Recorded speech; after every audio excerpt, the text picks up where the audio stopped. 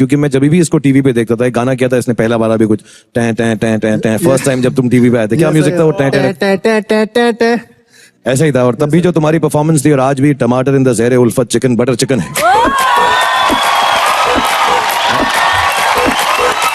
And ये बहुत ही amazing है। और मैं तुमसे इसलिए नहीं मिल रहा था क्योंकि मुझे अपने इतने बड़े जिसका मैं फैन हूँ उससे मिलने में शर्म आ रही थी, इसलिए मैंने रेमो कहा था मिलने मत दो। But ladies and gentleman, I genuinely tell you this boy is outstanding and I love him. Sir I love you. मेरे को ऐसे टीवी पे मुझे बोलना नहीं आता सर, बट वो बताया मुझको, तुमको स्क्रिप्ट याद नहीं रहती, वो मुझे मालूम। मेरे फ्रेंड्स आए हुए, मेरे घर वाले, मेरे सिर्फ एक इंस्पिरेशन है सर, वो आप हो। ये मुझसे इंस्पायर है क्योंकि इससे मुझसे उम्र में छोटे हैं और मैं इनसे इंस्पायर हुआ हूं, तो हम दोनों एक दूसरे के लिए बहुत इंस्पायरिंग हैं। God bless you.